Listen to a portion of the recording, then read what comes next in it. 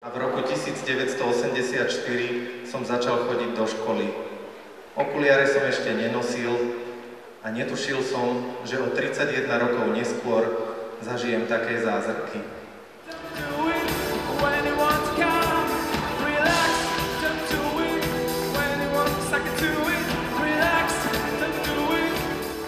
Národné stretnutie mládeže P15 je predovšetkým pozvaním pre mladých, aby sa stretli so živým Kristom a stretli sa s ním v živej cirkvi, pretože máme rôzne formy a možnosti stretnutia sa s našim Bohom, ale je to uprostred mladých, ktorí majú rovnakú vieru ako my. Je to stretnutie s otcami biskupmi, ktorí sú nositelia, naši učitelia viery. Prišli takmer všetci biskupy Slovenska, ktorí nás vedú k Pánovi.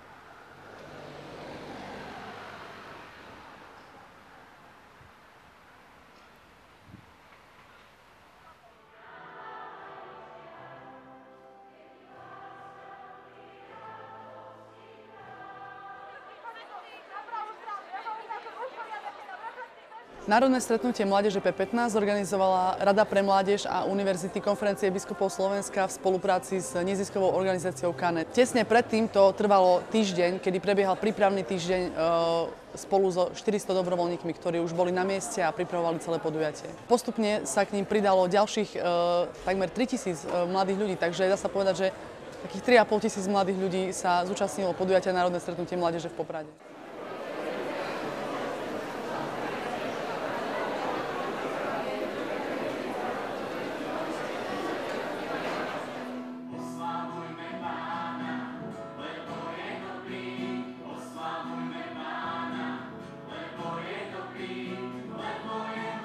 Konferencia biskupov Slovenska tie si to pokladá za svoju povinnosť akoby podľa svojich možností a síl takéto stretnutia aj na Slovensku organizovať.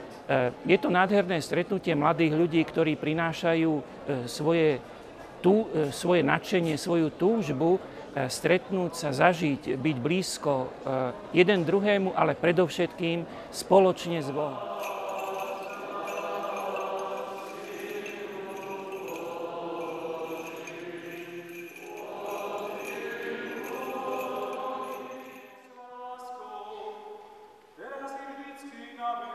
Je to istá forma prípravy na Svetové dni mládeže, ktoré budú ďalší rok v Krakove. A teda je len logické, že každá veľká akcia istým spôsobom musí byť pripravená, rozdelená na tie drobné akcie. Aby som povedal ešte o to viac, že z každej tej najdrobnejšej akcie sa musí preniknúť do hĺbky každého jednotlivca. Len vtedy má aj veľké stretnutie zmysel. Program Národného stretnutia mládeže P15 mal 3 dni a obsiahol krásne 3 blahoslavenstva. Blahoslavený chudobný v duchu, blahoslavený čistého srdca a blahoslavený milosrdný, lebo oni dosiahnu milosrdenstvo.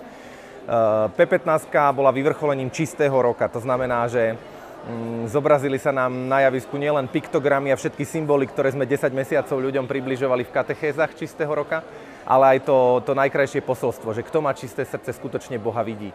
Blahoslavenstva, blaženstva sú neustálou výzvou, odkedy boli prednesené až do konca vekov.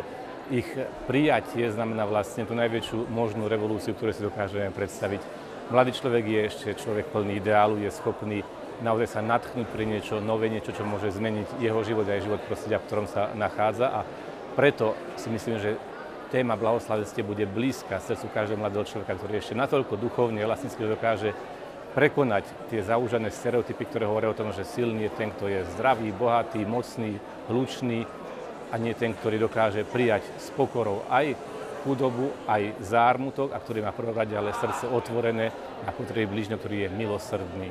To, čo je pre mňa najvzácnejšie na tomto stretnutí, je, že všetky čísla, všetky svedectvá, aj to, čo hovorili otcovia biskupy, bolo s láskou vopred premyslené, pripravené a že to teda neboli veci, ktoré sme niekedy niekde videli a to sa nám páči, prídite nám to sem zahrať, zaspievať, ale že to boli všetko krásne nápady ako mozaika, ktoré do seba krásne zapadali a každý ten jeden kamienok bol starostlivo chystaný, vyrábaný, šitý, maľovaný, písaný a tak ďalej.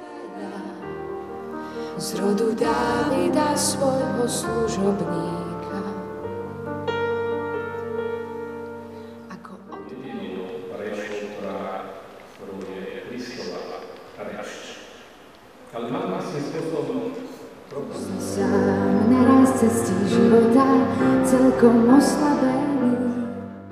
Expo povolaní bola prehliadka reholných spoločenstiev z celého Slovenska, mužských a ženských reholí. Zúčastnilo sa na ňom aj viacero pro-life a prorodinných organizácií, celkovo asi 400 ľudí. Expo povolaní sa odohralo na námestí svätého Egidia v Poprade a mladí mohli zažiť tú bohatstvo chariziem, ktoré vlastne Boh vložil do každej tej reholnej komunity a organizácie. Mohli vidieť rôzne aktivity, ktoré si reholníci pre nich pripravili a obohatiť sa tou ich nejakou charizmou, ktorú vlastne oni chceli ponúknuť mladým a tým ich pokladom, ktoré vlastne Boh vložil do každého zasveteného človeka. S Krakovom je to spojené najmä posledným dňom, nedeľou, keď máme v programe tzv. Poľský deň. A v neposlednom rade jedným hlavných hostí programu bol Kríž Svetových dní mládeže, ktorý nám Poliaci priviezli zvlášť na P15.